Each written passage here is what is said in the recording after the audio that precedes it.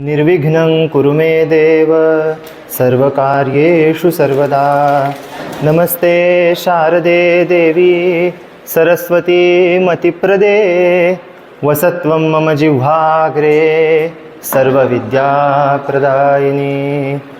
गुरुर्ब्रह्मा गुरुर्विष्णु गुरुर्देवो महेश्वरा गुरुः साक्षात् परब्रह्म तस्मै श्री गुरवे नमः। अनेन प्रीयतां देवो भगवान् जानकीपतिः श्रीरामचन्द्रः पूर्वेषामस्माकं कुलदैवतं। श्रोता वक्ता श्रीराम समर्थ श्रीराम समर्थ श्रीराम समर्थ। जय जय रघुवीर समर्थ।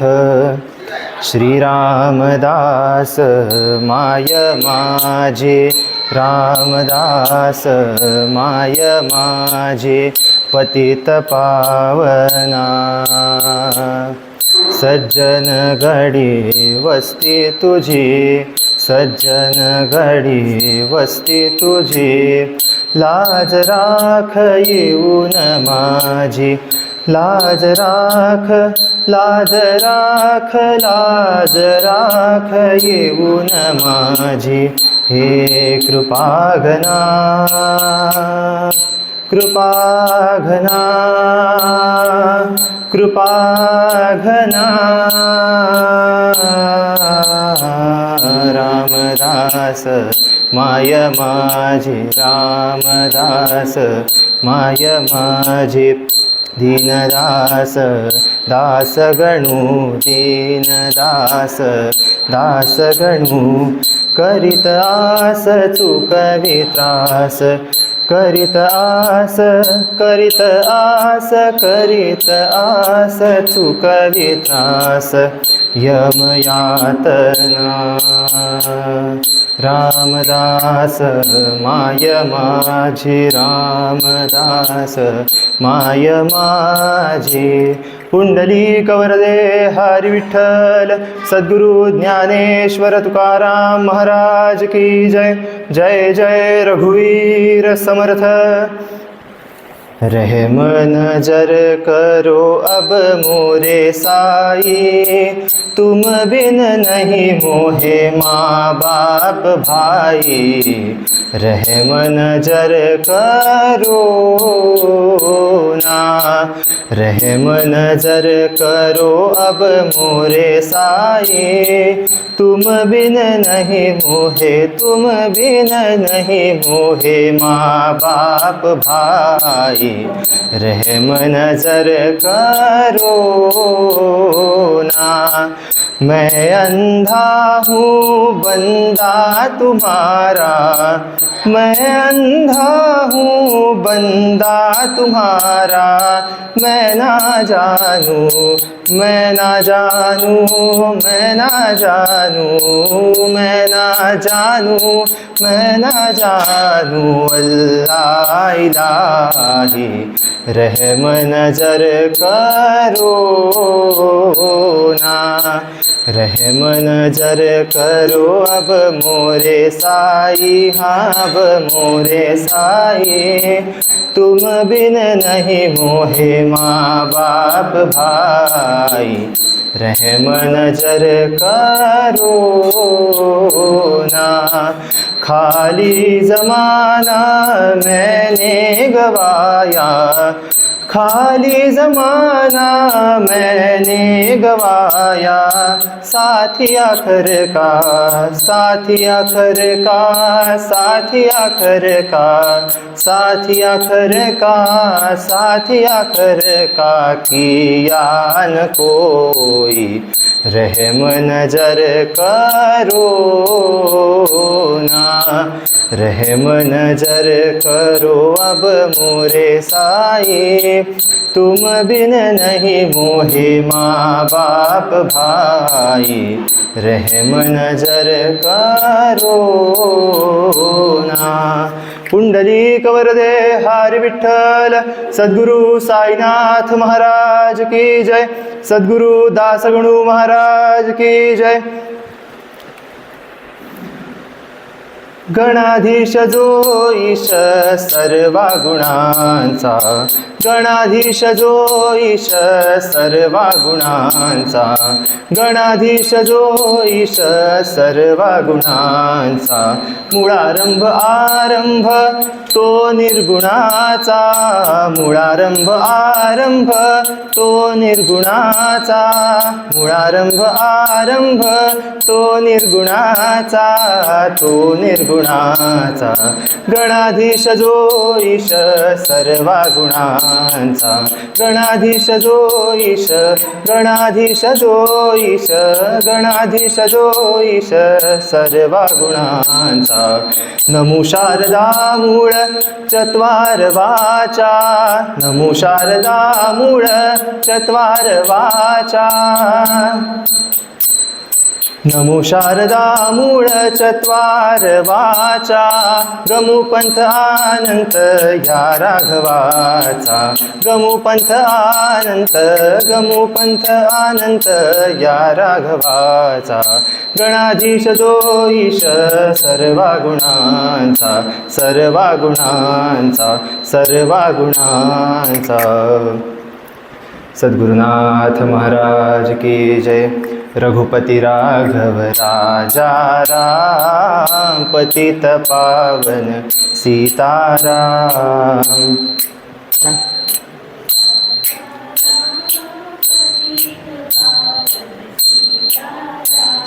रघुपति राघव राजा राम, पतित पावन सीताराम।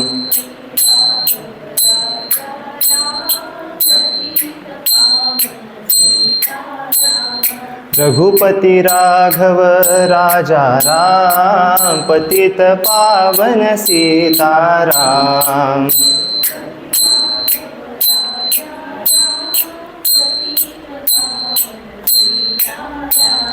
रघुपति राघव राजा राम, पतित पावन सीताराम।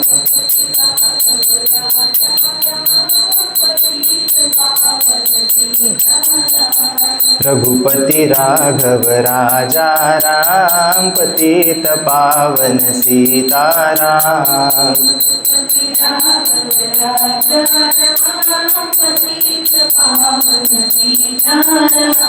रघुपति राघव राजा राम, पतित पावन सीताराम। रघुपति राघव राजा राम, पतित पावन सीताराम। रघुपति राघव राजा राम, पतित पावन सीताराम। रघुपति राघव राजा राम, पतित पावन सीताराम। राजाधिराज प्रभु रामचंद्र महाराज की जय। महारुद्र हनुमान की जय। जय जय रघुवीर समर्थ। मंडळी, निरूपणासाठी आज घेतलेला श्लोक आहे मनाच्या श्लोकांमधला पहिला श्लोक। गणाधीश जो ईश सर्वा गुणांचा, आपल्या सगळ्यांच्या नित्य पाठातला श्लोक असेल। मूळारंभ आरंभ तो निर्गुणाचा, नमो शारदा मूळ चत्वार वाचा, गमू पंथ आनंत या राघवाचा। मला असं वाटतं की श्लोकात उतरण्यापूर्वी आधी आपण पार्श्वभूमी लक्षात घेतली पाहिजे की हा श्लोक कोणत्या परिस्थितीत लिहिला गेला। कारण असं असतं, अनेक वेळा काय होतं यापेक्षा का ते होतं हे जास्त महत्त्वाचं असतं असं मला वाटतं। क्रिया सारखी असते, पण ती क्रिया व्यक्तिसापेक्ष म्हणा किंवा परिस्थितीनुसार तिचं चांगलं किंवा वाईट पण बदलत असतं। त्याप्रमाणे कोणतीही गोष्ट घडण्यापेक्षा ती घडण्यामागचं कारण जास्त महत्त्वाचं असतं। हा श्लोक लिहिला गेला समर्थांच्या काळामध्ये, छत्रपती शिवरायांच्या काळामध्ये। मंडळी, त्यावेळेला आपल्या समाजावरती जी सत्ता होती ती परकीयांची सत्ता होती।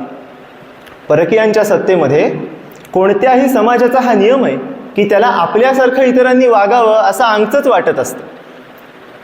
काही वेळेला ते सकारण असतं, काही वेळेला अकारण असतं, काही गरज नसते, पण मी करतो ते बरोबर हे जसं लोकांना वाटतं तसं तुम्हीही माझ्याच सारखं करा असंही अनेक लोकांना वाटतं। आता ह्या अशा विचारसरणीतून यवनांच्या धर्मप्रसाराला पेव फुटलं होतं। आणि तो धर्मप्रसार कसा चालायचा? अहो, गल्ल्या गल्ल्यांमधून त्यांचे मुल्ला मौलवी फिरायचे आणि अशा आकर्षक चालीमध्ये गजला म्हणायचे की लोकांना त्यांच्या धर्माकडे आकर्षित व्हावंच लागेल. कशा गजला म्हणायचे?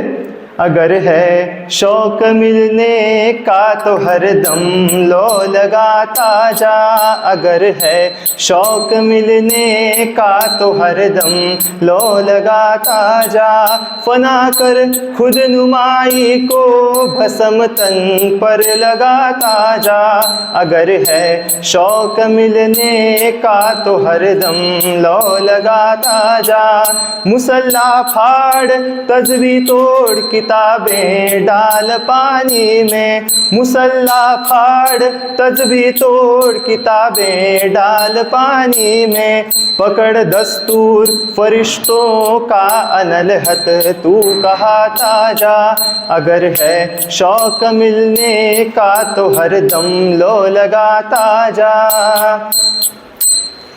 या अशा प्रकाराने आपला धर्मप्रसार यवन फार मोठ्या संख्येवर करीत होते. अहो, अनेक माणसं त्यांच्या या प्रसाराला बळी पडून धर्मांतरित होत होती. या सगळ्या धर्मांतरणाची परिणती कशात होत असे तर छत्रपतींच्या कार्यात माणसं सामील होईना. आपल्या हिंदूंचा चांगुलपणा हा पॅसिव्ह बनला होता, त्याला ॲक्टिव्ह करण्याचं काम समर्थांनी केलं.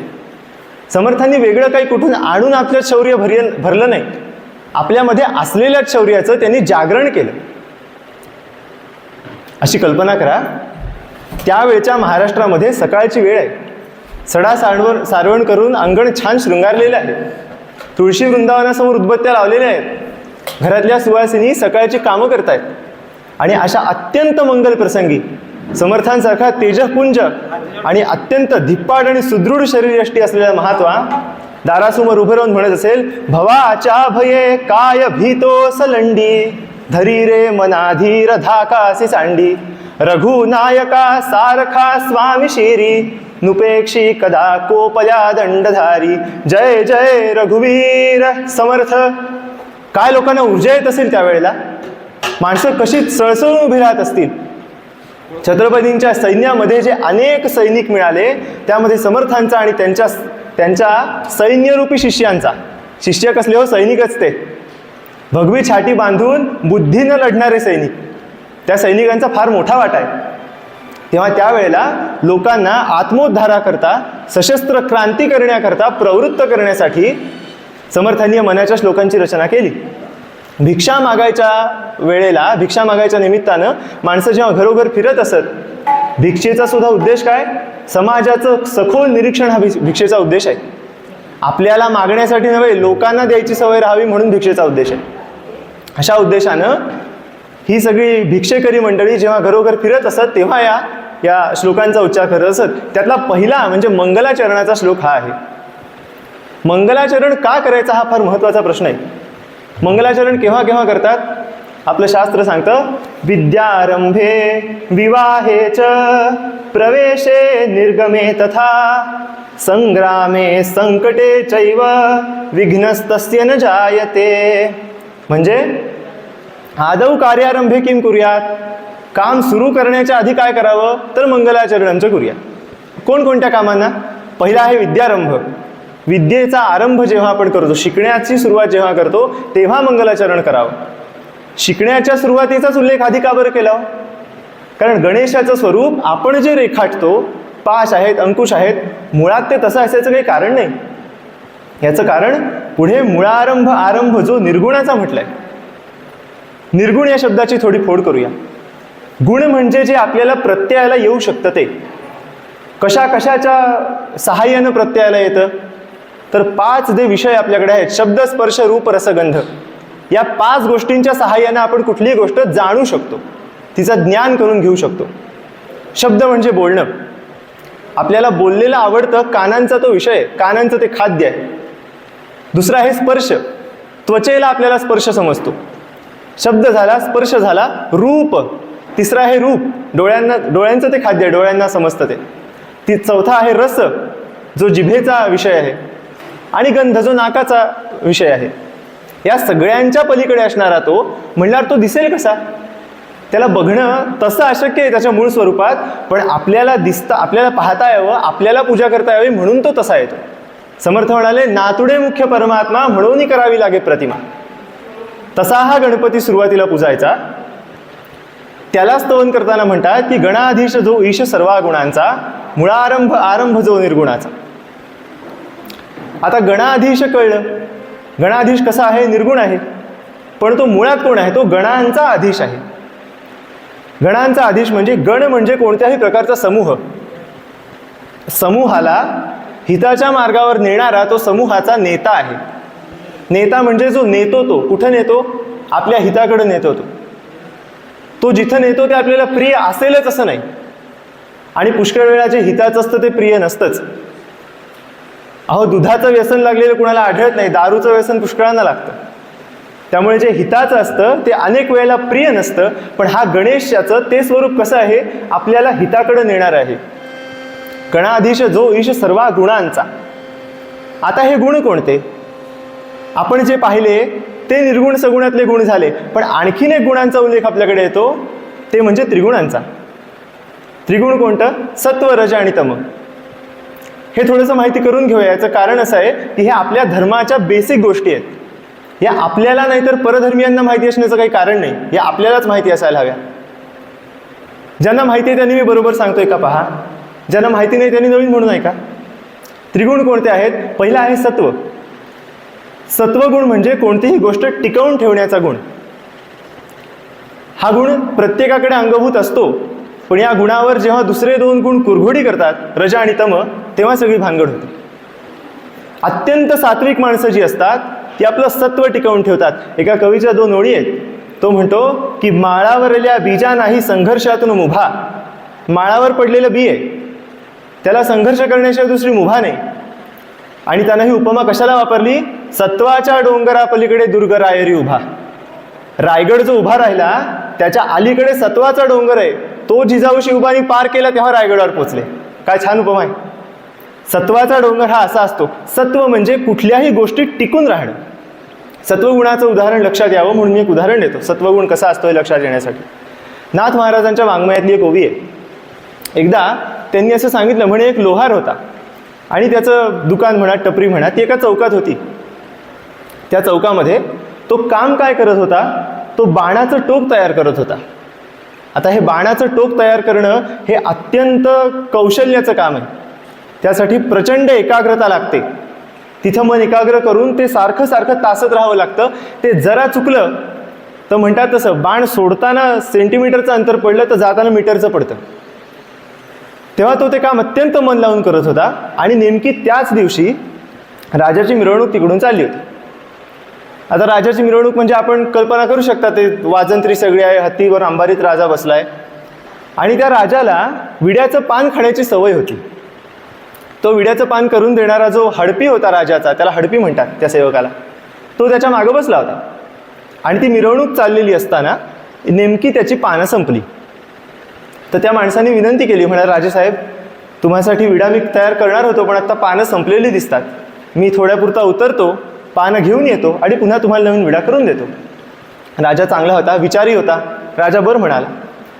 आता ती मिरवणूक पुढे चालली आहे. हा उतरून त्या लोहाराच्या दुकानापाशी आला, त्याला पानं मिळाली. थोडा वेळ गेल्यामध्ये राजाची मिरवणूक तिथून निघून गेली.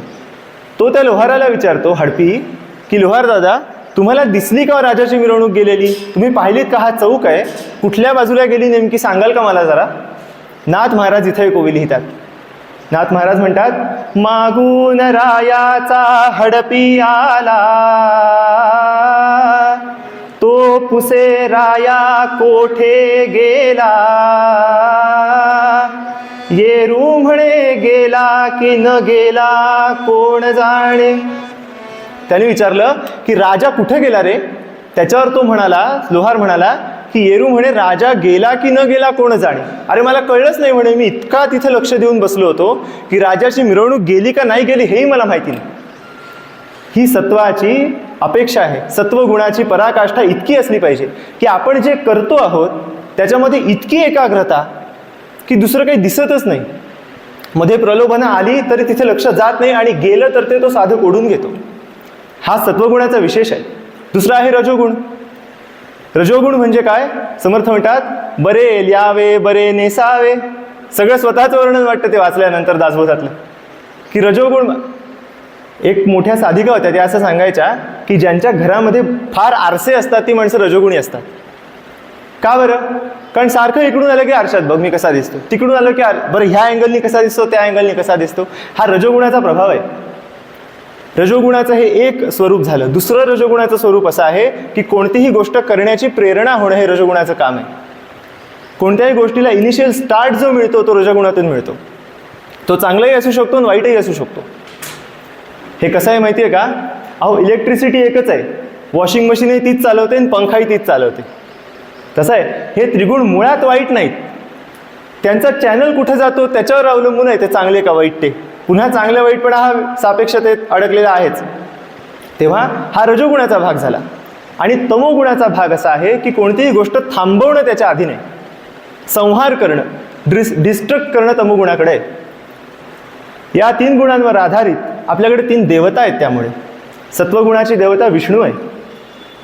भगवान महाविष्णूंचं जे विष्णू सहस्त्रनाम आहे त्यातलं पहिलंच नाव त्यांचं असं आहे की ओम विश्वम, मग विष्णुर्व षटकारो पुढे सुरू होतं. पण विश्वम हे त्याचं पहिलं नाव का? कारण सगळीकडे तो व्यापून राहिला आहे. आपला धर्म सांगतो की सगळीकडे किती व्यापून राहिला आहे. यच्च किंचित जगत सर्वं दृश्यते श्रूयते वा अंतर्बहिश्च तत्सर्वं व्याप्य नारायण स्थितः. जगामध्ये जे जे म्हणून दिसतं, भासतं, प्रत्ययाला येतं, जे निर्माण होऊन राहिलं आहे किंवा जे निर्माण होऊन निघूनही गेलं आहे, त्या प्रत्येकामध्ये तो परमात्मा आत बाहेर ओतप्रोत सम भरलेला आहे. हाच उपदेश श्री नारद महर्षींनी केला आहे. त्यांनी असं सांगितलं की 3च शब्द लक्षात ठेवा, सर्वत्र, सदा आणि सम असा तो भरलेला आहे. माझे गुरुजी याला एक उदाहरण देतात. तो सर्वत्र सदा सम कसा भरलेला आहे तर म्हणे 2 पोत्यांचं उदाहरण घ्या. एक पोतं चुरमुऱ्याचं आहे आणि एक पोतं आहे तांदूळाचं. तो चुरमुऱ्याच्या पोत्यासारखा सगळीकडे भरलेला नाही कारण त्यात हवा आहे. तो तांदूळाच्या किंवा पिठाच्या पोत्यासारखा सगळीकडे भरला आहे. ते जसं आतून बाहेरून सगळीकडून पिठानं ठप्प फुगलेलं असतं तसा तो सगळीकडून भरून राहिला आहे आणि त्यामुळे तो प्रगट होतोच, त्याला दुसरं गत्यंतर राहत नाही. आता ह्या परमात्म्याची स्तुती गणपतीच्या रूपात का करायची? गणपतीच्या रूपात यासाठी करायची कारण आपण मंगलाचरण करतो आहोत. म्हणून समर्थ म्हणतात गणाधीश जो ईश सर्वा गुणांचा, गणाधीश जो ईश सर्वा गुणांचा.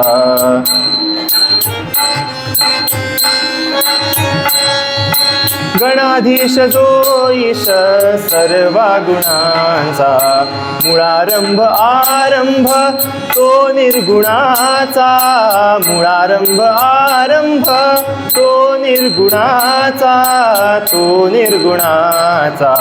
गणाधीश जो ईश सर्वा गुणांचा, गणाधीश जो ईश सर्वा गुणांचा.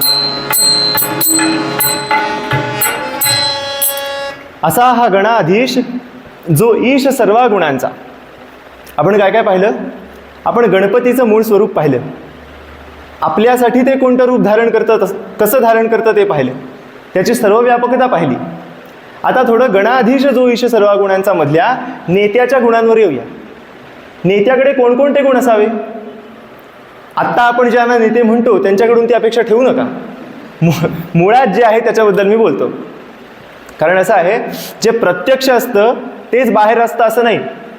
दुकानाच्या बाहेरच्या पुतळ्याला जसे कपडे लावलेले असतात तसेच आत मिळतात असं समजायचं काही कारण नाही. त्यामुळे जगात जे दिसतं तेच खरं आहे असं आपण उगाच समजून बसतो. प्रत्यक्षात काही वेगळंच असतं.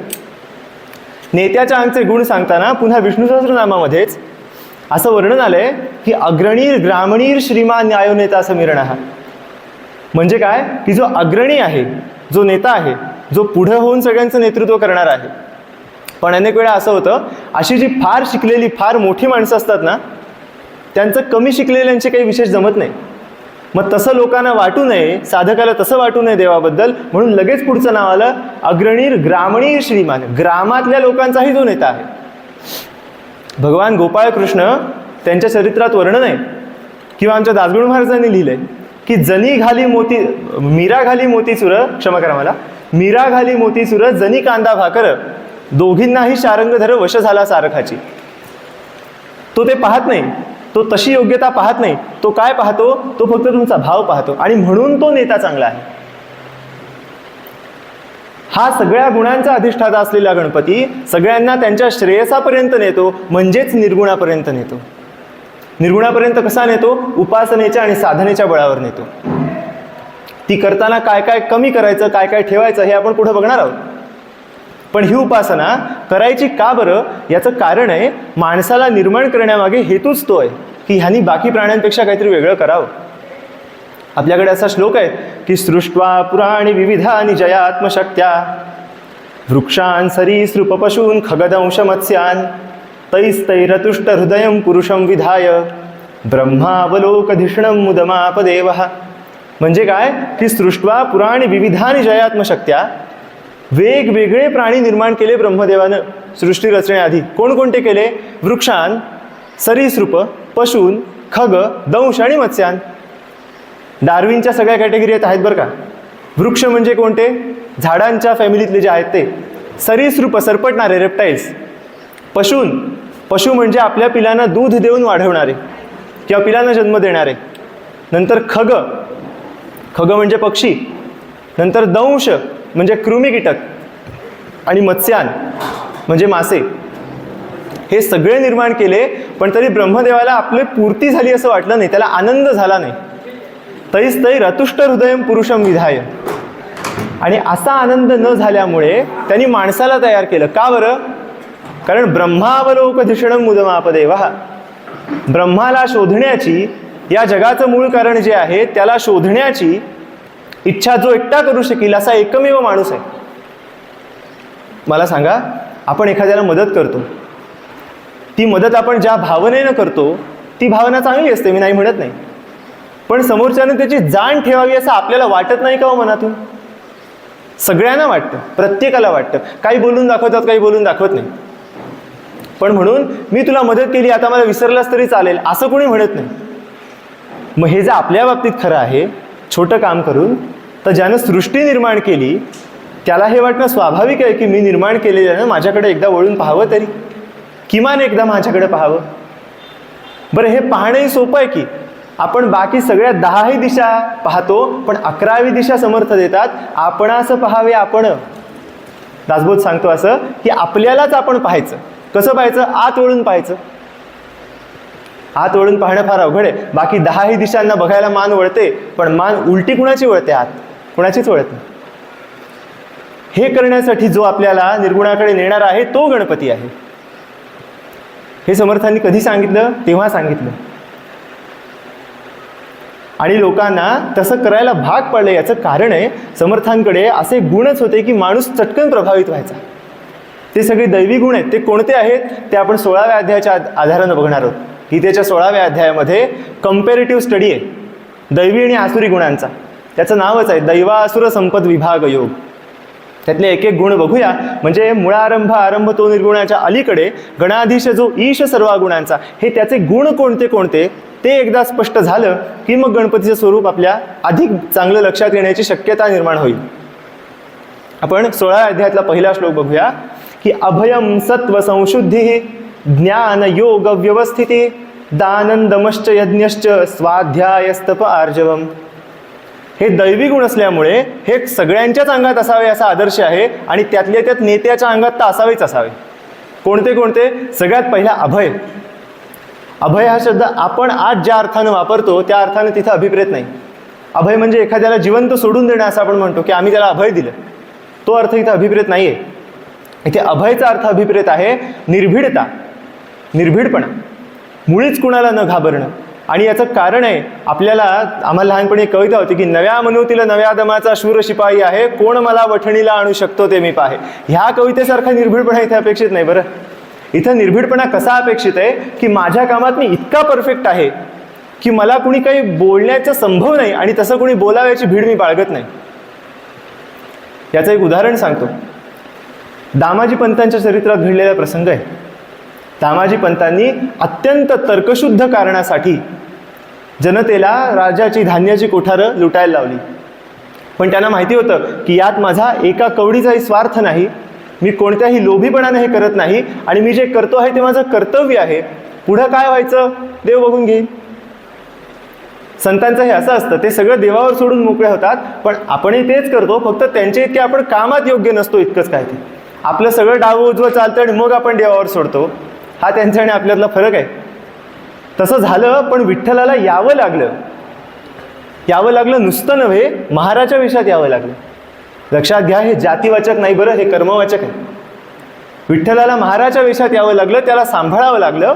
हे अभय तिथं अपेक्षित आहे. किंवा अभयाचं आणखी एक उदाहरण पाहू. समर्थ रामदास स्वामी जेव्हा त्यांना अंबादासाच्या विहिरीत पडल्याचं प्रकरण आपल्याला माहिती असेल, त्यावेळेला जेव्हा फांदी तोडण्याची त्यांना परवानगी लागली बादशहाकडून, तेव्हा त्यांनी एक सिद्धी वापरल्याचा उल्लेख आहे.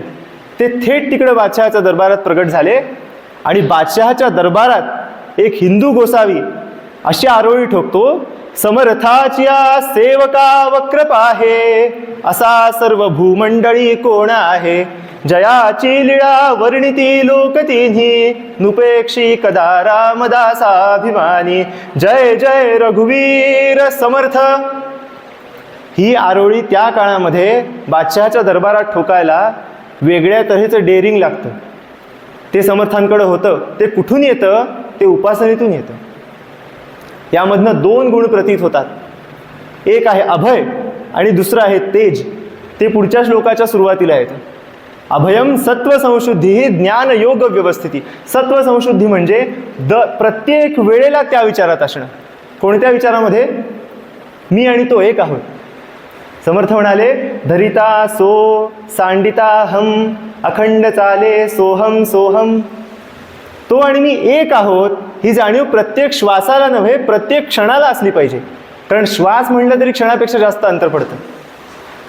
प्रत्येक क्षणाला ही ही जाणीव असली पाहिजे. हे केव्हा होतं? जसं तुकाराम महाराज म्हणतात की आम्ही जो जो म्हणून उपभोग घेतो तो सगळा नारायण आहे. विषय तो त्यांचा झाला नारायण. जे जे म्हणून मी करीन. गोंदवलेकर महाराज म्हणायचे की वृत्तीच्या तोंडी भगवंताचं नाम द्या. आता हे कसं द्यायचं? आपल्या ह्या तोंडी येत नाही. ह्या तोंडी येताना आपली मारामार आहे. वृत्तीच्या तोंडी भगवंताचं नाम कसं द्यावं? पण संतांची अपेक्षा ती आहे. मला सांगा, आपण किती वर्ष पहिलीच जातो? 1 वर्ष आपण पहिलीच जातो. त्यानंतर पुढे 2री आहे, 3री आहे, 4थी आहे. नुसतं नाम घ्यायला शिकणं ही परमार्थातली पहिली आहे. संतांना किती वर्ष वाटेल की आपण पहिलीतच असावं? त्यांना असं वाटणार ना की अरे हे माझे आहेत. कारण त्यांना स्वतःला आता काय मिळवायचं राहिलंय? त्यांना आता काहीच मिळवायचं राहिलं नाही. ते आपल्यासाठी उपदेश करतात आणि म्हणून ते म्हणतात की अरे पुढे व्हा. आमच्या नामदेवांच्या चरित्रामध्ये असा एक प्रसंग आहे. जेव्हा तेरढोकीला गोरोबा काकांकडे सगळी संत मंडळी आली पंढरपुरातली, तेव्हा नामदेव महाराज आता सगळेच गप्पा मारत होते. ज्ञानेश्वर महाराज म्हणाले की गोरोबा काका, मडकी थोपटून बघताय, एकदा ही मडकी बघा ना सगळी बरोबर आहेत का? ही मडकी म्हणजे आमची डोकी. गोरोबा काकांनी आले, पहिली टापण मारली मुक्ताबाईला. मुक्ताबाई म्हणाली, काका पक्क आहे बरं का मडकं? गोरोबा काका म्हणाले, मुक्ते खरंच पक्क आहे तुझं मडकं. तिकडून गेले ज्ञानेश्वरांपाशी. त्यांचाही हास्यविनोद झाला. नामदेव महाराजांकडे आल्यावर नामदेव काय म्हणाले, काका डोक्यावर कसलं मारताय? मडकी बघायला सांगितली. गोरोबा काका म्हणाले, हे एक तेवढं कच्चं राहिलं बघ मुक्ते. आता मुक्ताबाई नामदेवांना हसली. हा नामदेवांना अपमान वाटला. सगळ्यांमध्ये गोरोबा काकांनी मला कच्चं ठरवलं याचा त्यांना अपमान वाटला. आणि पुढे म्हणाले काय, आम्हाला तुमची संगतीच नको. माझ्याशी देव बोलतो, माझ्याबरोबर देव खेळतो, जेवतो, ह्याच्यावर तुम्ही जळता सगळे संत. नामदेव महाराजांनी असं म्हटलं आणि पांडुरंगाकडे रडत आले. पांडुरंगाला एक कळत होतं की आपलं पोर अजून छोटं आहे, थोडं ह्याला अजून सगुण निर्गुणाचा भेद कळायला हवाय. पांडुरंग म्हणाले, गोरा तुला सकल संत सभेत झाला, कच्चा असे ठरविता नुमगे मनाला, ज्याच्या मना मुळीन लाज अशा वचाची, तो मूर्तिमंत प्रतिमा जगी मूढतेची. नाम्या, अरे आपल्यातलं उणे पण कोणी दाखवलं म्हणजे तुला त्याचा राग येतो? हे पक्केपणाचं लक्षण नाही, हे आणखी कच्चेपणाचं लक्षण आहे. तेव्हा असं वागू नको. आणि मग पुढे त्यांना गुरूंची भेट झाली वगैरे, तो सगळा भाग वेगळा. आपण गुणांकडे पुन्हा एकदा येऊया की सत्व संशुद्धी म्हणजे काय, की सतत तोच विचार मनात असला पाहिजे. हा तो विचार मनात सतत कसा राहतो? तो सतत असा राहतो. आधी शरीर वळवावं लागतं, तेव्हा मन वळतं. कारण विचार हा मन करत असतं. विचार हाताने होत नाही, विचार पायाने होत नाही, विचार मनाने होतो. मनाने विचार होण्यासाठी आधी बाहेर तर सवय लागली पाहिजेत ना, मग आत लागते. 4 दिवस आपण सलग सायकलवरनं शाळेत गेलो की 5व्या दिवशी गाडीवरून जाताना आठवतं की अरे सायकलवरनं आपण जात होतो तर किती उगाच ताप होत होता. म्हणजे सवयीनं मनात ती गोष्ट बसते. आणि म्हणून असं म्हणतात की मन गया तो जाने दे मत जाने दे शरीर. कबीर म्हणतात मन गया तो जाने दे मत जाने दे शरीर, नहीं खींची कमान तो कहाँ से निकलेगा तीर. सुरुवातीला जेव्हा नेम करशील, सुरुवातीला जेव्हा उपास करशील, तेव्हा शरीरानं कर, मन आपोआप लागायला लागेल. काही वेळेला लागणारही नाही, काही वेळेला लागणार नाही. पण तितिक्षा सोडू नको, प्रतीक्षा सोडू नको. तुझे परिश्रम कठोर करत राहा. कधीतरी वेळ येईल, कह काल फलदायक आहे, कुणाला माहिती आहे. तुकाराम महाराज म्हणतात की येथे नाही करून चालत तातडी, प्राप्त काळ घडी आल्या विना. पण ती घडी अशी 2 सेकंदात येत नाही, त्यासाठी वर्षानुवर्ष खर्ची घालावी लागतात. श्रोते हो, आपण ज्या ठिकाणी बसलो आहोत त्या ठिकाणाचं महात्म्य काय आहे. 12 वर्ष सलग त्या महापुरुषाने इथे तपश्चर्या केली. या इथं खाली विवरात राहत होते. बरं कोण होतं रात्री त्यांना झोपवायला. 12 वर्षाचं मूल घरून उठून इथं येतं आणि त्यावेळेच्या इथल्या परिसरामध्ये राहतं. किती कठीण आहे. आपल्याला बोलणं जितकं सोपं आहे तितकं हे करणं अवघड आहे. पण अशी सत्व संशुद्धी, कारण हे सत्वगुणाशिवाय साधतच नाही. नाही तर आपल्यासारखं होतं, माझ्यासारखे जे आहेत त्यांचं तसंच होतं की आपल्या मनात लाटा येतात सत्वगुणाच्या, पण आपला तो स्थायी भाव बनत नाही. 10 मिनिटं वाटतं तसं करावं. समर्थ म्हणतात ना, निरूपणी ते सद्वृत्ती होते, स्थळ त्याग होता सवेची जाते. तिथं असलं, त्या वातावरणात असलं की मन तसं होतं, तिथून निघाल्यावर परत जैसे थे. आणि म्हणून सतत प्रयत्नपूर्वक मनाला तिथं बांधून ठेवावं लागतं. आपल्याकडे मनाचं वर्णन आहे की चंचलम ही मनः कृष्ण प्रमाथि बलवत दृढम. अर्जुन स्वतःच्या हिताचं नव्हे, स्वतःच्या काय म्हणू आपण, फायद्याचंच म्हणू की मला आता लढायचं नाही ना, मग त्या अर्थाचं मी तसं सगळं तत्वज्ञान मांडीन. तसं तो मांडतोय कृष्णासमोर. त्याला सबब सांगतोय की चंचलम ही मनः कृष्ण प्रमाथि बलवत दृढम तस्याहम निग्रहम मन्ये वायोरिव सुदुष्करम. कृष्णा तू सांगतोस खरं रे, पण हे मन अत्यंत चंचल आहे, दुराग्रही आहे. त्याला बांधून ठेवणं म्हणजे वारा मुठीत बांधल्यासारखं आहे. ते कधी होईल काय. कृष्ण म्हणाले फार बोलू नको, मला तुझ्यापेक्षा कळतं. कृष्ण म्हणतात अरे जरी तसं असलं ना तरी अभ्यासेन तू कौंतेय वैराग्येनच गृह्यते. आणि याला साक्ष आहे व्यासांची. हे मी काहीतरी सांगत नाही. मन जर ताब्यात येत नसतं तर साक्षात्कारी महात्म्य आपल्याकडे घडलेच नसते. मन ताब्यात आणता येतं, आपली तितिक्षा तेवढी असावी लागते, आपली कृपा तेवढी असावी लागते, आपल्यावर कृपा तेवढी असावी लागते. आणि त्या कृपेची आपल्याला एका अर्थानं हावच असावी लागते. कृपा अशी वाटेवर पडलेली नाही कुणाला मिळायला. ते कोणत्या पद्धतीने परीक्षा बघतील सांगता येत नाही. गोंदवलेकर महाराजांच्या आयुष्यातला प्रसंग आहे. त्यांना त्यांचे गुरु तुकामाई भेटले. आधी तेही भयंकर प्रयासाने भेटलेत. भारतात कुठे कुठे आणि किती महाराज फिरलेत वणवण गुरूंच्या शोधार्थ. यशवंतराव महाराजांना भेटलेत सटाण्याला, किंवा आपल्या स्वामी समर्थांना भेटलेत अक्कलकोटला. त्या सगळ्यांनी सांगावं की बाळा आम्हाला कळतंय तुला गुरु हवाय, पण मी तुझा गुरु नाही बरं, तू अमुक अमुक अशा शहरात जा. असे फिरत फिरत फिरत शेवटी एकदा त्या तुकामाईंची भेट झाली. तुकामाईंनी काय परीक्षा पाहिल्यात त्यांच्या. तुकामाईंनी त्यांना सकाळी सकाळी घेऊन जावं वडाच्या झाडाजवळ, खाली बसावं आपण मांडी घालून आणि म्हणावं की बाळा वरनं वडाची टोपलीवर पानं तोडून आण. बरं म्हणायचं गोंदवलेकर महाराज, कारण कृपा हवी आहे ना, त्यासाठी वाटेल ते करण्याची तयारी आहे. तनून वा पातयेत अर्थम वा साधयेत. त्यांनी सर सर सर झाडावर चढावं, एक एक पान काढावं, ती टोपली पाठी भरावी पानांनी आणि आणून गुरूंच्या पायावर अर्पण करावी. त्याच्यावर तुकामाईंनी उत्तर काय द्यावं, अरे हे काय म्हणले, सगळी पानं तोडलीस, झाड रडायला लागलं बघ, परत जा आणि जे पान त्या ठिकाणी चिकटवून ये. आता हे ऐकल्यानंतर त्यांनी विचार केला का की हे पान चिकटेल का, कायला फेविकॉल लावूया. त्यांनी हा कुठलाही विचार केला नाही. ते ताडकन उठले आणि झाडावर चढून पानं चिकटवायला लागले. हे काय आहे, ही तितिक्षा आहे. गुरूंनी सांगितलेल्या शब्दावर ठाम राहण्याची ही निष्ठा आहे. कल्याण स्वामी छाटीसाठी जर कड्यावरून उडी मारतात खाली आणि तरी सुखरूप वाचतात, याचा अर्थ त्या कृपेत काहीतरी असेल ना. पण ती कृपा मिळते केव्हा, सत्व संशुद्धी असेल तेव्हा. अभयम सत्व संशुद्धी. पुढचं आहे ज्ञानयोग व्यवस्थिती. ज्ञानयोग व्यवस्थिती म्हणजे योग या शब्दाचा अर्थ असा आहे की कुठल्याही गोष्टी जोडणं. पण जोडणं म्हणजे आपल्या डोळ्यासमोर जॉईंट येतो. जॉईंटसारखा अर्थ योगात अपेक्षित नाही. जॉईंट म्हणजे एखाद्या खाचा अडकलेल्या असतात, काही ना काही कमी जास्त झालं, वंगण कमी पडलं की त्या खाचा सुटू शकतात. योग शब्द तसा नाही बरं. दुधात कशी साखर विरघळते तो योगाचा अर्थ आहे. की ज्ञान आणि भक्ती एकत्र व्हायचं, ते कसं व्हायचं, पुन्हा कधीही फुटणार नाही असं एकत्र व्हायचंय. तेव्हा ही ज्ञानयोग व्यवस्थिती, त्याच्यात इतकं मिसळून जाणं, या अवस्थेबद्दलचं उदाहरण म्हणून सांगतो. जनाबाईंचं असं वचन आहे की देव खाते, देव पिते, देवावरी मी निजते. याच्याहून काय अद्वैत अपेक्षित आहे आपल्याला? देवभक्ताचं एकरूपत्व ह्याच्याहून किती असतं की देव खाते, मी जे खाते तो देव आहे, देव पिते, देवावरी मी निजते. या अवस्थेला पोचावं लागतं. त्यासाठी पुढचेही गुण आचरावे लागतात.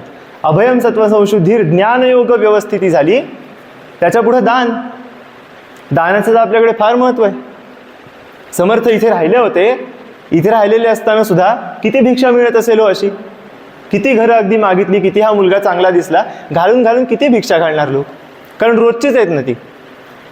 त्या मिळालेल्या भिक्षेचा सुद्धा समर्थ 3 भाग करायचे असं वर्णन आहे. त्या 3 भागातला एक रामाला नैवेद्य दाखवून आपण खावा. नैवेद्य दाखवून सुद्धा म्हणायला मी चुकलो, नैवेद्य अर्पण करून आपण खावा. कारण आपण देवाला नैवेद्य दाखवतो, तो मूर्तीतनं बाहेर आला तर बंदच करू दुसऱ्या दिवसापासून. पण समर्थांचा तो भाव नव्हता. नैवेद्य अर्पण करावा, आपण खावा. एक भाग माशांना टाकावा पाण्यातल्या, कारण जिथं मी उभा राहतो ते मासे मला चावतात, म्हणजे त्यांचं पोट भरलेलं नाही. त्यांना खायला पोटभर मिळावं म्हणजे मला कमी चावतील आणि तेही तृप्त होतील, म्हणून त्यांना एक भाग घालावा. आणि तिसरा भाग आपल्यासारखी भिक्षा चालणारा कोणी अतिथी आला म्हणून त्याच्यासाठी ठेवावा. दानाचं हे महत्त्व मी का सांगतो? आपल्याला नको असलेली वस्तू देऊन टाकणं हे आपल्याला दान वाटतं, पण तसं दान नाही. त्याला दान खरं म्हणत नाहीत. दानाचे सुद्धा 3 प्रकार आहेत, सात्विक, राजस, तामस. पण आता त्याच्यात नको शिरूया. आपण आता दान याला समजूया, मला उपयुक्त असलेली गोष्ट माझ्या पोटाला चिमटा काढून मी दिली तर त्याला दान म्हणायचं. असं दान जो करतो किंवा अशा दानाची तयारी जो ठेवतो त्याला नेता म्हणतात. मग आता ते आत्ताच्या लोकांशी जुळून पाहते का बघा. असं दान जो करतो तो खरा नेता. आणि गणपती असं दान करतो. कुठलं दान करतो? आत्ता आपला विषय गणपतीबद्दल चाललाय म्हणून तो श्लोक गणपतीला लावून घेऊया. समर्थांनी रामाबद्दल लिहिलंय, पण ते परब्रह्म एकच आहे की. त्या परब्रह्माचं कोणतंही रूप त्याच्या भक्तासाठी तसंच येतं. समर्थ म्हणतात, सदा चक्रवाकासी मार्तंड जैसा, उडी घालितो संकटी स्वामी तैसा. हरी भक्तीचा घाव गाजे निशाणी, नुपेक्षी कदा देवदासाभिमानी. श्रीराम जय राम जय जय राम. देव भक्तांना तारण्यासाठी उडी घालतो. हे कृपेचं दान गणपती करतो. त्यानंतर येतो दम. दम म्हणजे इंद्रियांवर संयम. सगळ्या प्रकारच्या इंद्रियांवर संयम. आपण जे 5 विषय पाहिले, ते 5 विषय भोगणारी जी 5 इंद्रिय आहेत, ज्ञानेंद्रिय आहेत, त्या सगळ्या ज्ञानेंद्रियांवर संयम. त्यासाठी आधी कर्मेंद्रियांवर संयम साधावा लागतो. गोंदवलेकर महाराज म्हणायचे, ज्यानं जीभ जिंकली त्यानं अर्धा परमार्थ जिंकला. कारण ती जीभ अशी काही स्वतः वळवळते आणि तिच्यामुळे आपल्यालाही वळवळायला लावते की त्याला काही अंतच नाही. म्हणजे आपण बघतो 90-95 वय असतं बाईचं, कवड्या लावल्याशिवाय, कॅसेट लावल्याशिवाय खाता येत नाही, तरी ट्रिपल शेजवान राईस हाणायला जाते. हे कमी होतच नाही. आपलं वय वाढतं तसं हे वाढतच जातं. तेव्हा दानम नंतर दम येतं. याचं कारण आहे, आधीचे सगळे गुण आपल्यात आहेत असं जर आपल्याला जाणीव झाली तर पुढे अहंकार येण्याची शक्यता आहे. म्हणून आधीच दम सांगितलाय. आणि हे सगळं होण्यासाठी वृत्ती अंतर्मुख व्हाव्या लागतात. वृत्ती अंतर्मुख कशा होतात? हे दोन्ही एकमेकावर अवलंबून आहे बरं.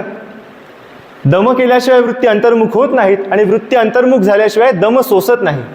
कारण पुढे शम येणार आहे. शम हा दमापेक्षा अवघड आहे.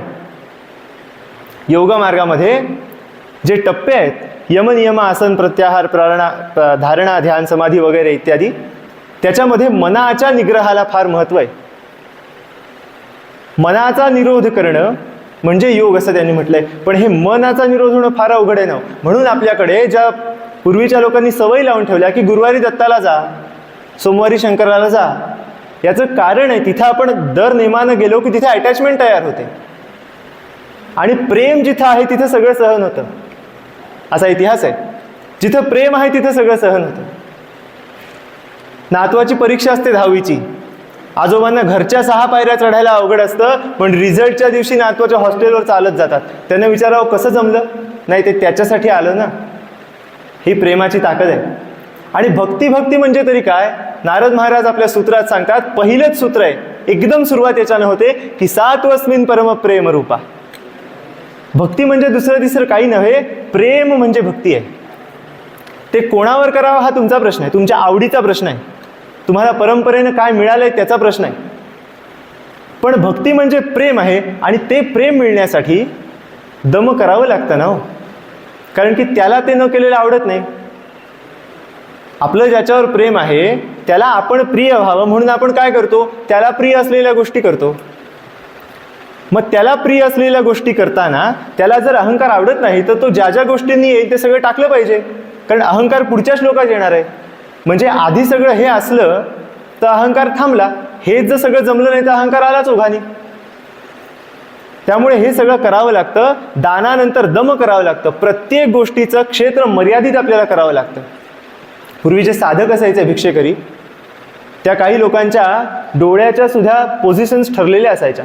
मुद्रा म्हणतात त्याला. काहींची मुद्रा खेचरी असते म्हणजे आकाशात बघतात, काहींची मुद्रा भूचरी असते.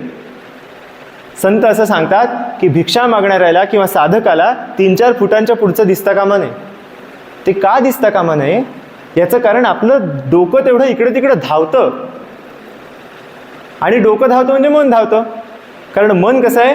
मन हे ओढाळ गुरु, मन हे ओढाळ गुरु, परधन पर कामिनी कडे धावे. या सगळ्या इच्छा मनाला असतात. त्यासाठी दम करावा म्हणजे हळूहळू वृत्ती अंतर्मुख व्हायला लागते. एका दिवसात हे साधत नाही, याला अनेक वर्ष जावी लागतात. परत परत तेच म्हणजे सत्वगुण जागा ठेवावा लागतो, तर हे सगळं साधतं. आणि मग वृत्ती अंतर्मुख झाल्या की आपोआप मनुष्य शमाकडे जातो. शम म्हणजे मनाचा निग्रह आहे. मनाचा निग्रह या सगळ्यांनी होतो, नक्की होतो. आणि मग तो एकदा झाला की काय वाटेल ते झालं तरी मनुष्य त्याच्यापासून चढत नाही. जनाबाईंच्या चरित्रामध्ये त्यांना एकदा सुळी देण्यात येत होतं. का बरं?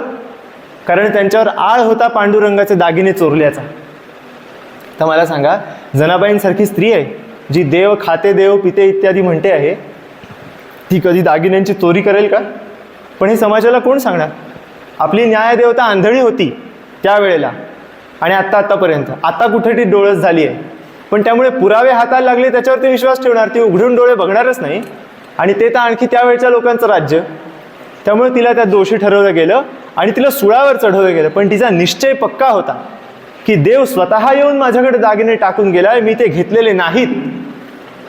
आणि ती उलट देवाला म्हणते की देवा, तुला जर तुझी ही समजूत माझ्यावर ठेवायची असेल तर फक्त माझ्यावरचा चोळीचा आळ काढ, मी मरायला कधीही तयार आहे. ही काय अवस्था आहे ही मनाची? ही मनाची अवस्था आहे दम आणि शमामुळे. ह्याला शम म्हणतात की माझं मन इतकं माझ्या ताब्यात आहे. रामकृष्ण परमहंस असं म्हणायचे की मी काली मातेकडून अहंकार मागून घेतो, कारण तो नसला तर मला प्रवचनच करता येणार नाही. मी कायमच समाधीत असेन. त्यांच्या चरित्रातली वर्णनं वाचली म्हणजे आपल्या लक्षात येतं 4-4, 5-5 दिवस हा महात्मा कुठेतरी काटेरी झुडपात पडून असायचा, कुठेतरी नदीच्या काठावर पडून असायचा. का? कारण ते देहभावावर नसायचेच, ते अखंड त्या कालीमातेच्या स्वरूपामध्ये असायचे. असा हा शम आहे. त्याच्यानंतर यज्ञ. यज्ञ शब्दाचा अर्थ मी आता ज्या पुस्तकाच्या आधारानं बोलतोय, म्हणजे पूर्वाश्रमीचे अनंत दामोदर आठवले आणि संन्यासोत्तर स्वामी वरदानंद भारती त्यांच्या दैवासुर संपद विभाग योग या पुस्तकाच्या आधाराने मी आता बोलतोय बरं गीतेवर. तेव्हा त्याच्यात त्यांनी असं दिलं आहे की यज्ञ म्हणजे काय? की कोणतीही जाणीवपूर्वक योग्य रीतीनं केलेली गोष्ट जी आपल्याला आपल्या ध्येयाकडे घेऊन जाईल. कारण ब्रह्मचर्य हे ध्येय आहे. ब्रह्मचर्य म्हणजे लग्न न करणं हा बावट अर्थ नाही बरं. ब्रह्मचर्य म्हणजे ब्रह्मणी चरती. ब्रह्म म्हणजे ध्येय. ध्येयाला फिक्स करून ध्येय नेमकं ठेवून त्याच्याकडे जो ज्या प्रकारे जाता येईल त्या प्रकारे हा वाटचाल करतो तो ब्रह्मचारी. किंवा ब्रह्म म्हणजे जग ज्यातून निर्माण झालं ती वस्तू, तिला पाहण्याचा जो चारी आहे म्हणजे जो इच्छा करणार आहे तो ब्रह्मचारी. असे 2 अर्थ आपल्याकडे दिलेत. तेव्हा ब्रह्मचर्य धारण केलं, ध्येयाकडे जाण्याची वाटचाल सुरू केली की त्यासाठी लागणारी प्रत्येक योग्य ती धडपड म्हणजे यज्ञ आहे. हेतुपुरस्सर केलेलं प्रत्येक काम हे यज्ञ. याच्यात परफेक्ट असावं लागतं, तसा गणपती आहे आणि म्हणून मंगलाचरण त्याच्यापासून करायचं. त्यानंतर येतो स्वाध्याय. स्वाध्याय म्हणजे स्वतःचा अभ्यास. स्वतःचा अभ्यास का केला पाहिजे? अनेक वेळेला गुरु चांगले असतात पण आपले प्रयत्न किती असतात तिथं गेल्यावर. परमार्थाचा विचार तर फार पुढचा झाला. आयुष्यात गोष्टी शिकण्यासाठी आपण जातो, क्लास लावतो, तिथं गेल्यावर आपले प्रयत्न किती असतात. योग वासिष्ठांनी स्वच्छ शब्दात असं सांगितलं आहे की गुरु नुसत्या कृपाकटाक्षाने उद्धार करतात शिष्यांचा. हे ठीक आहे, आपलं बोलायला वगैरे ठीक आहे, मधाचं बोट लावल्यासारखं आहे ते. कारण असं जर असतं तर घोडे, बैल, गाढव, उंट यांना का नाही उद्धरलं गुरूंनी? ज्ञानेश्वर महाराजांच्या संपर्कात, आपल्या रामदास स्वामींच्या संपर्कात किती लक्षावधी माणसं येऊन गेली. हजारो लोकांनी त्यांच्या पायावर डोकं ठेवलं असेल, नंतर पादुकांवर डोकं ठेवलं असेल. त्यातनं झाले किती तयार? एक कल्याण स्वामी, एक उद्धव स्वामी, आक्का स्वामी, मोजकी मंडळी ब्रह्मज्ञानी झाली. हे असं का होतं? याचं कारण आपले प्रयत्न तसे असत नाहीत. अनेक वेळा असं म्हणतात की नाही हो, आम्हाला ते तसं चांगलं गाईड करत नाहीत. अरे पण तुझी तळमळ किती आहे? आदरणीय दत्तदास बुवा घाग होते, खूप मोठे कीर्तनकार होते. ते असं सांगायचे की ज्याचं जेवण तयार आहे तो कधी अभ्यासच करत नाही. कारण जर तोशिषच पडली नाही तर आपण झटून काही करावं असं वाटत नाही. हा माणसाचा स्वभाव आहे. तेव्हा स्वाध्यायाला अनन्यसाधारण महत्त्व आपल्याकडे आहे. त्यानंतर येतं तप. तप म्हणजे पडणारे सगळे श्रम काही न बोलता सोसणं, त्याला म्हणायचं तप. स्वाध्याय करत असताना तो सुखासुखी कधी होतच नाही. प्रत्येक वेळेला काही ना काही श्रम पडतात. काही वेळेला शारीरिक असतात, काही वेळेला मानसिक असतात. तर ज्याला शारीरिकच सोसत नाही त्याला मानसिक काय सोसणार? पण देव पण असा खट आहे, देव आपला विचारच करत नाही. देव बरोबर आपल्याला जे आवडत नाही तेच पुढे टाकतो. तो दोन प्रकारे परीक्षा बघतो. एक तर भरपूर सुख देतो, नाहीतर भयंकर दुःख देतो. पण प्रत्येक वेळेला ज्ञानयोग व्यवस्थिती याची आहे का हा तिथून चळतो आहे ते तो बघत असतो. समर्थ म्हणाले, सदा सर्वदा देव सन्निध आहे, कृपाळूपणे अल्पधारिष्ट आहे. त्याच्यासाठी ते अल्प आहे हो. असं आहेच ना, पायरी जी आपल्याला नीट चढता येते ती 2 वर्षाच्या मुलाला कठीण जाते. हा तरी फरक फार थोडा सांगितला मी. तर या निमित्तानं देवातला आणि आपल्या त्या योग्यतेचा आणि सगळ्याच फरक सांगतो की पृथ्वीच्या मानाने जेवढी मोहरी नाही, अखंड पृथ्वीच्या मानाने जेवढी मोहरी नाही तेवढी सुद्धा पृथ्वी ब्रह्मांडाच्या मानानं नाही. हे मी आधुनिक विज्ञानाच्या आधारानं बोलतोय बरं. परत ऐका, पृथ्वीच्या मानाने मोहरी जेवढी लहान त्याच्याहून जास्त लहान पृथ्वी ब्रह्मांडाच्या मानाने आहे. अशा अनंत कोटी ब्रह्मांडांचा तो नायक आहे. माऊली म्हणतात, नभ खेळे लपी छपी जया माझी. तो किती मोठा आहे? आकार आला की आकाशाला लपावं वाटलं तर ते त्याच्या मागनं लपतं, परत बाहेर येतं. असं तो खेळ खेळू शकतं, इतका तो मोठा आहे. इतक्या मोठ्याने माझी घेतलेली परीक्षा त्याच्यासाठी किती कमी आहे हो. म्हणून समर्थ म्हणतात की कृपाळूपणे अल्पधारिष्ट आहे. पण याच्यातूनही तरुण जायचं असेल, कारण प्रसंग सगळ्यांवर येतातच. आणि समर्थांनी तर जे कार्य केलं आहे, भारत खऱ्या अर्थाने भारत जोडोचं काम समर्थांनी केलं. ते जे त्यांनी काम केलं त्याच्यामध्ये जे सगळे प्रसंग आले त्यातून तरुण जाण्यासाठी आपले प्रयत्न आहेतच. पण तो जो भगवंताच्या कृपेचा हात लागतो तो कुणाचा मागितला? आधी रामाचा मागितला आणि त्याच्या आधी मंगलाचरण म्हणून गणाधीश जो ईश सर्वा गुणांचा, मुळारंभ आरंभ तो निर्गुणाचा. निर्गुणाच्या आरंभाला मी निघालोय खरं देवा, पण मला बळ द्या बरं.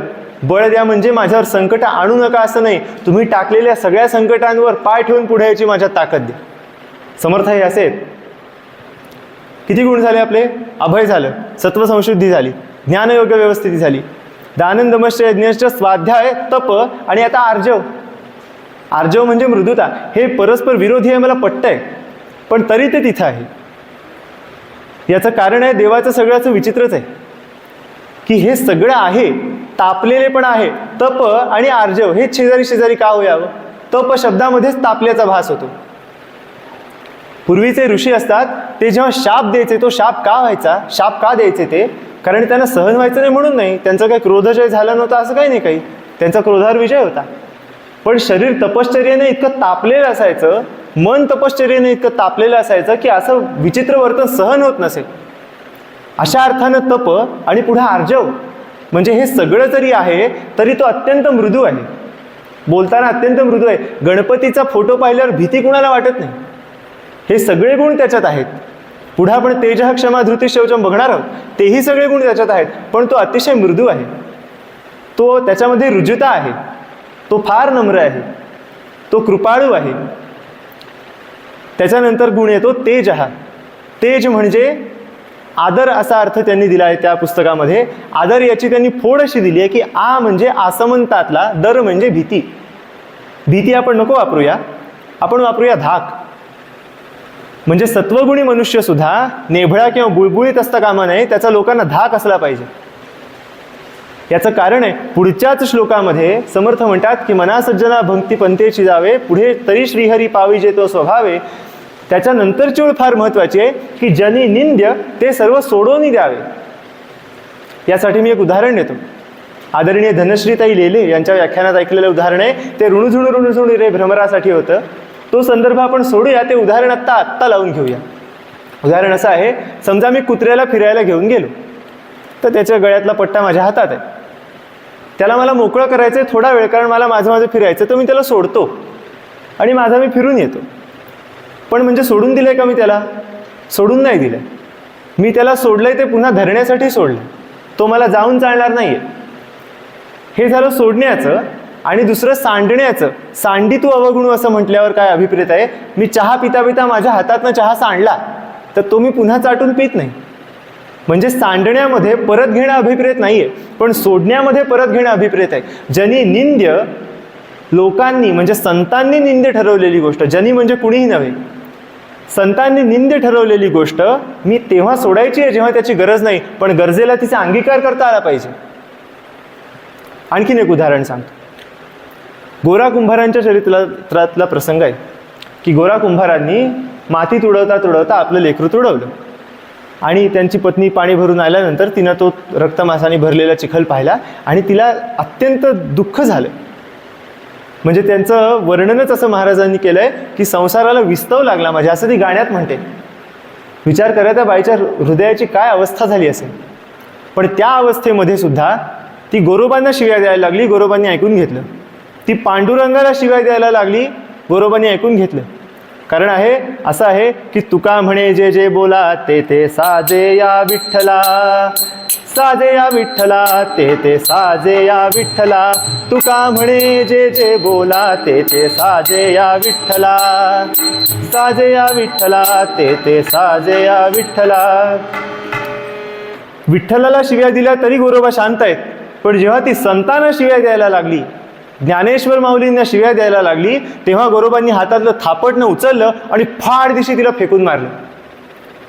आता बाहेरून पाहता पाहता हा राग वाटतो आपल्याला, हे हिंसक वागणं वाटतं, पण तो गोरोबांचा राग आहे. तो आपल्यासारखा आतून बाहेर पडणारा राग नाही, तो तेवढ्यापुरता बाहेरून आणलेला राग आहे.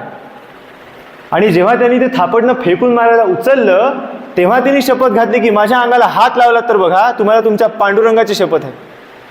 पांडुरंगाची शपथ ही सुद्धा मी म्हणतोय. आमचे महाराज फटकळ आहेत. ते म्हणाले तुम्हाला तुमच्या डांबऱ्या भूताची शपथ आहे.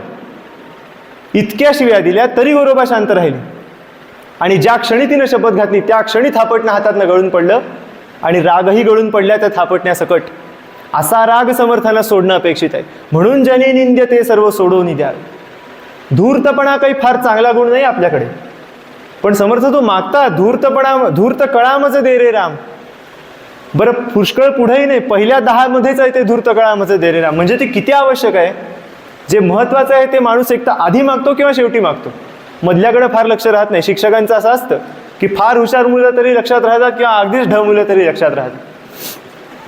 तेव्हा अशा पद्धतीनं ते जनी निंद्य ते सर्व सोडवून द्यावे. पण ठीक आहे, आपण इकडे येऊया. तेजः क्षमा धृती शौचम. तेजामध्ये आपला धाक लोकांना असला पाहिजे, तितक्या प्रमाणात तरी तो आपण सांभाळला पाहिजे, तो आपण ठेवला पाहिजे. तेज हा नंतर क्षमा, कारण तेज म्हटल्यानंतर जर धाक वाढत गेला तर तो लोकांना त्रासदायक ठरू शकतो. म्हणून लगेच पुढं क्षमा आली. तेज हा क्षमा म्हणजे कुणी कसाही वागला तरी त्याचा आपल्यात फार फरक वाईट अर्थानं पडू न देणं. यासाठी एक मोठे सत्पुरुष होते, त्यांच्या आईची गोष्ट सांगतात. ते मोठे अधिकारी होते, इंग्रजांच्या काळातली ही गोष्ट आहे. ते अधिकारी होते, त्यांची आई त्यांच्याजवळ राहत असे आणि त्यांच्या शेजारच्या बाई आणि त्यांच्या आईंचं काय म्हणजे त्या शेजारच्या बाईला त्यांची आई पटत नसे. तर काय बायकांचं होतं कोणाला माहिती. पण ती रोज काय करायची, ती स्वतःच्या घरातला केर काढून ह्यांच्या अंगणात टाकायची आणि ह्यांच्याही रोज स्वतःच्याही घरातला स्वतःच्याही अंगणातला आणि तिनं टाकलेलाही केर एकत्र करायची आणि घंटागाडीसाठी लिहून द्यायची. आता ह्यांनी विचारलं, आई तू हे काय वागते सगळं. एक दिवस पाहिल्यावर ती तुला त्रास देते, माझ्यावरचे जे अधिकारी आहेत त्या शहराचे मुख्य आहेत, मी सांगितलं तर ते तिचा बंदोबस्त करून टाकतील. आई म्हणाली, ते तुला काही करू नको, मी रोज केर काढणार आहे आणि तिने टाकलेलं हे केर मी भरणार आहे. त्यांनी विचारलं, तू हे कधीपर्यंत करणार. त्याच्यावर आई म्हणाली त्यांची, तिच्या डोक्यातला केर जाईपर्यंत. कुंडली कवर दे हरी विठ्ठल. ही क्षमा त्यांना अपेक्षित आहे की समोरचा कसा वागतो याच्यामुळे आपल्या योग व्यवस्थितीमध्ये फरक पडू न देणं. त्यानंतर येतं तेज क्षमा धृती. धृती म्हणजे पुन्हा टिकून राहण्याची गोष्ट.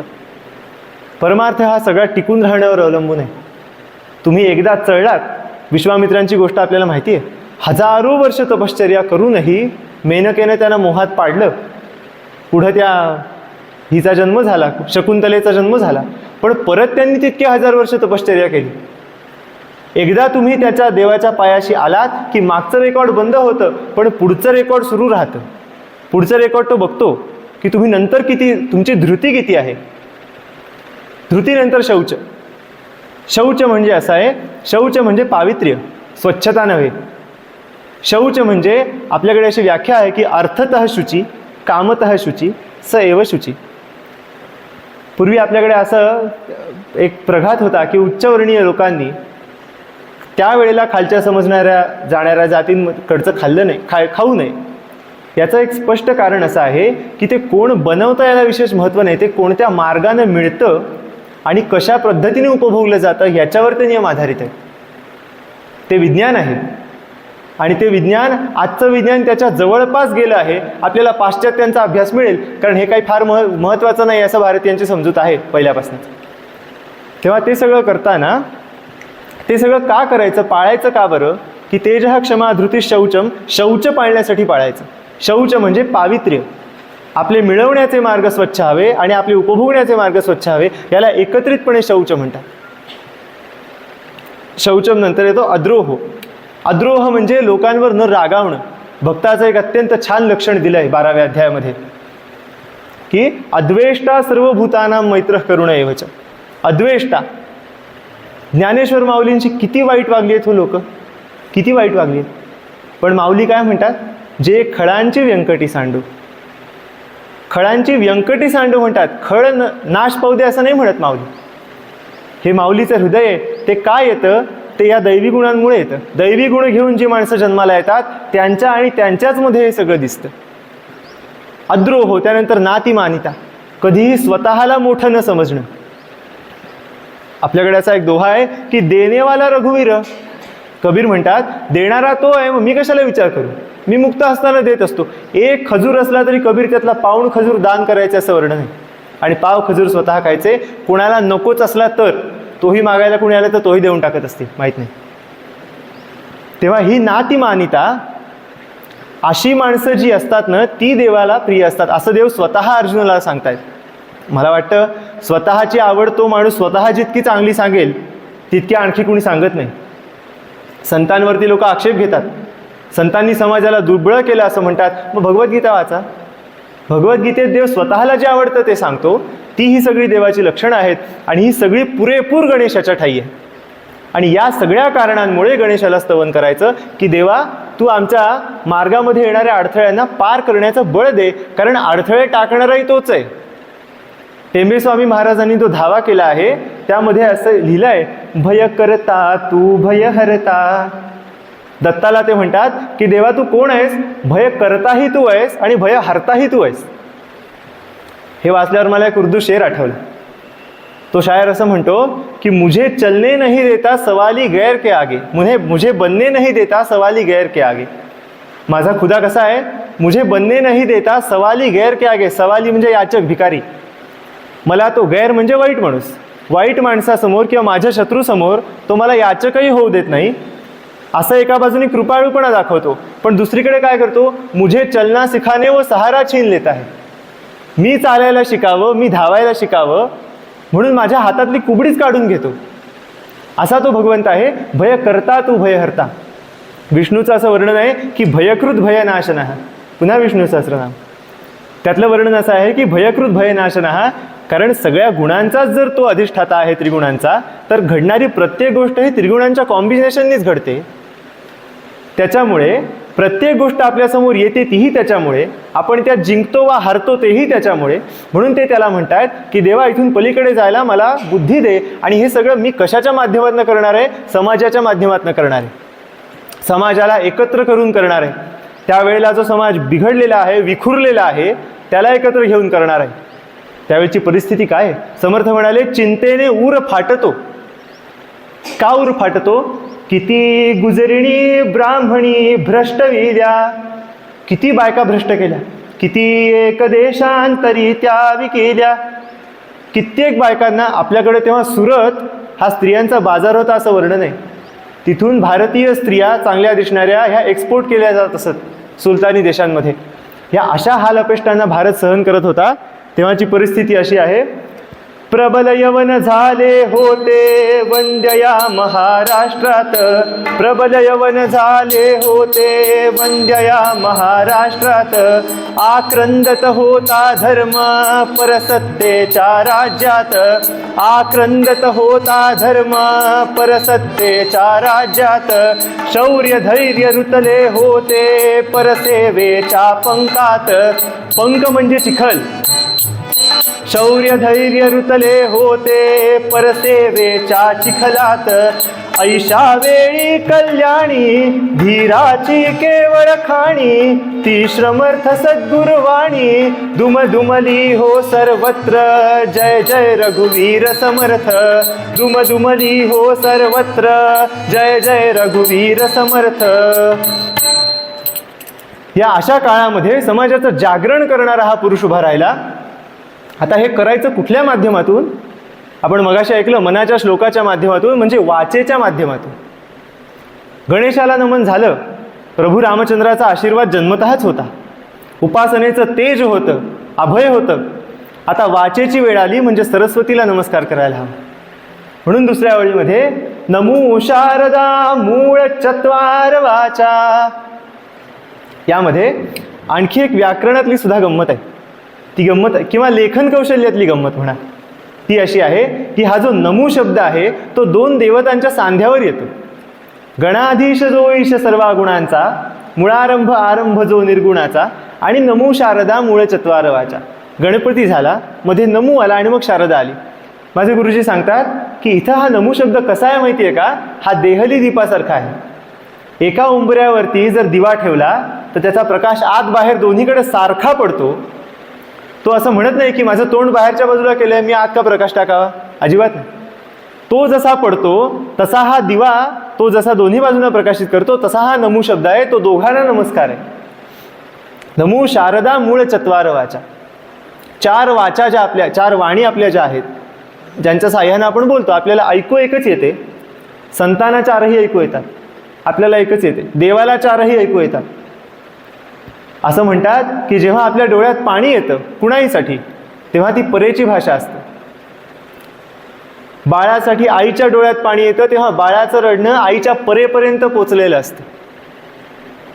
एका संतांच्या चरित्रातला असा प्रसंग आहे की ते महाराष्ट्रातले संत तामिळनाडूमध्ये गेले, आणि त्यांच्याकडची भाषा अर्थात वेगळी आहे.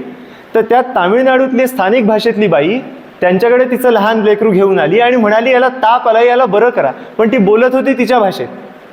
हे जन्मभर कधी त्यांच्या गावाच्या बाहेर पडलेले नाहीत, थेट तिथं गेलेले.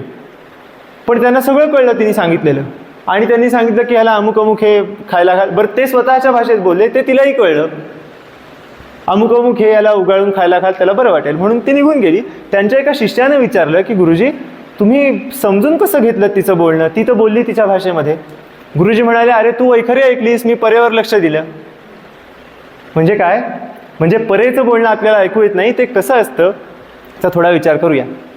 चार वाणी आपल्याकडे सांगितल्या आहेत, परा, पश्यंती, मध्यमा आणि वैखरी. त्यातली वैखरी म्हणजे आपण जी आत्ता वापरतो, मी बोलतो आणि तुम्ही ऐकता, ही वैखरी झाली. हिचं स्थान अर्थातच जिभेवर आहे, तोंडामध्ये आहे. परेचं स्थान आहे पोटात, बेंबीच्या मागच्या बाजूला परेचं स्थान आहे. पश्यंतीचं स्थान आहे छातीमध्ये, हृदयाच्या जवळ पश्यंतीचं स्थान आहे. मध्यमेचं स्थान आहे कंठात, आणि वैखरी आहे जिभेवर. परेच्या स्थानाबद्दल एक फार छान गोष्ट आहे. असं असतं की लौकिक शिक्षण कितीही असलं ना तरी त्यावरनं माणसाची योग्यता ठरत नाही. बहिणाबाई चौधरी नावाच्या एक फार मोठ्या कवयित्री होऊन गेल्या खानदेशात. त्यांच्या मुलाच्या लहानपणीचा एक प्रसंग आहे. सोपानदेव एकदा खेळत होते घरामध्ये आणि त्यांचं घर फार छोटं आहे, म्हणजे मी स्वतः जाऊन आलो तिथं. अगदी 3-4च खोल्या आहेत एका मागोमागे. तर बाहेरच्या खोलीत ते खेळत होते. अंतर फार नव्हतं दोघांमध्ये आणि मागच्या खोलीमध्ये चुलीवर बहिणाबाई भाकऱ्या करत होत्या आणि शाळेत जायची तयारी चालू होती. डब्यासाठी भाकरी बांधून द्यायची यांची लगबग चालू होती आणि काहीतरी स्वतःशी बोलता बोलता सोपानदेवानी अत्यंत घाणेरडी शिवी दिली. तर ती शाळेत शिकून आले होते, बहिणाबाईंना कळलं. त्यांचा असा संताप झाला, त्यांनी तो काविलथा, तर काय तुम्ही म्हणता बघा त्याला, काविलथा उलटायचा असतो तो काविलथा त्यांनी चुलीत घातला. तव्यावर होता तो गरमच होता पण आणखी तापवला चुलीत घालून. तो तसा लाल झालेला लोखंडी काविलथा घेऊन बाहेर आल्या धावत आणि सोपानदेवानं वाटलं आता आई तोंडावर चटका देणार म्हणून त्यांनी तोंडावर हात ठेवला. त्यांनी चटकन त्यांचा शर्ट वर केला आणि नाभी प्रदेशाला चटका दिला आणि त्या क्षणी ती माऊली म्हणाली, सोपान्या जे पोटी तेच ओठी. आपण जे म्हणून बोलतो त्या प्रत्येक बोलण्याचा संकल्प हा पोटातून तयार होत असतो. हे तिला कोणी शिकवलं? याचं कारण गीतेत भगवंतांनी सांगितलंय. अर्जुन विचारतो की देवा हे जे फार गूढ असं ज्ञान आहे ते एका जन्मात मला साधेल असं मला वाटत नाही, मग ते फुकट जाईल का मी गेल्यानंतर? देव म्हणाले अरे वेड्या तसं नाही काही, हे ज्ञान टू बी कंटिन्यू होत राहतं. तू कितीही जन्म घे, मागच्यापर्यंत घेतलेलं ज्ञान तुला पुढं उपयोगी पडतंच. ती शिदोरी आहे तशी त्यांच्याकडे असेल कदाचित. तेव्हा हे परेचं स्थान पोटामध्ये आहे. ती परा काय करते? ती परा संकल्प तयार करते की मला अमुक ह्या विषयावर बोलायचं आहे. त्यानंतर पश्यंती. पश्यंतीमध्ये एका धातूचा विचार करूया. दृश्य पश्य हा धातू आहे, म्हणजे बघणे. आपल्याला सहज प्रश्न पडेल विचार केला तर की बोलण्याचा विषय चालू आहे, मग पश्यंती नाव का बरं? मग तिथे बघण्याचा, डोळ्यांचा, दृष्टीचा काही संबंध आहे का छातीमध्ये? तर काहीच नाही. पण पश्यंतीचा अर्थ असा की विचार एकदा उठला की आपल्याला तो व्हिज्युअलाइज करावा लागतो. आपल्याला ते दिसावं लागतं की आपण काय बरं बोलणार आहोत. साधारण ठोकताळा मांडता यावा लागतो मनातल्या मनात, तर ते वरपर्यंत येतं आणि तोंडातून बाहेर पडतं. आत्ता मी पुढं काय 4 वाक्य बोलणार हे साधारण ठरलेलं आहे आतमध्ये. ते काम कोणाचं आहे? पश्यंतीचं आहे. आलेल्या विचाराचं व्हिज्युअलायझेशन करणं हे काम पश्यंतीचं आहे. नंतर येते मध्यमा. मध्यमा दोघींच्या मधला सांधा आहे. बाकी वाणींमध्ये सुद्धा अंतर आहे बघा. पोटापासून कंठापर्यंत अंतर आहे, पोटापासून तोंडापर्यंत अंतर आहे. पण कंठ हा असा आहे की तोंड आणि हृदय दोन्ही त्याच्यापासून सम अंतरावर आहे, म्हणून तिचं नाव मध्यमा आहे. ती दोघींना आर्टिक्युलेट करते, दोघींची एकमेकींची सुसूत्रता राखते आणि मग जे आपल्याला बोलायचं ते वैखरीत येतं. आणि हे सगळं कुणामुळे येतं? हे शारदेच्या अधिष्ठानामुळे येतं. म्हणजे ढोबळ मनानं म्हणायचं तर कोणतीही गोष्ट समजते ती गणपतीच्या कृपेमुळे, तिला शब्दरूप देता येतं शारदेच्या कृपेमुळे, आणि तिचा अनुभव येतो हो सद्गुरूंच्या कृपेमुळे. सद्गुरूंची कृपा आपल्याला मिळवायची आहेच, पण आत्ता जे कार्य करायचं आहे त्यासाठी गणपती आणि शारदा या दोघांची कृपा असणं अत्यावश्यक आहे. म्हणून समर्थ असं सांगतात की नमो शारदा मूळ चत्वार वाचा. या 4ही वाचांची जी मूळ जन्मदायिनी आहे ती शारदा आहे, तिला माझा नमस्कार असो. कारण शारदा ब्रह्मदेवाची कन्या आहे ना, तेव्हा त्या शारदेला नमस्कार. आणि या सगळ्याचा उपयोग काय करायचा आहे? आत्तापर्यंत जे म्हणून आपण बोललो, तुम्ही ऐकलं, जे चिंतन आपलं सगळ्यांचं झालं, त्याचा उपयोग कशासाठी? गमू पंथ अनंत या राघवाचा. या राघवाच्या अनंत पंथावर चालायचं आहे. 2 फार महत्त्वाच्या गोष्टी आहेत यामध्ये. एक तर हा पंथ आहे, म्हणजे हा रस्ता आहे, आणि हा अनंत आहे. या 2 गोष्टी लक्षात घेतल्या पाहिजेत की हा रस्ता कसा आहे. ज्ञानेश्वर महाराजांनी या रस्त्याची अनंतता लक्षात येण्यासाठी असं म्हटलं आहे की या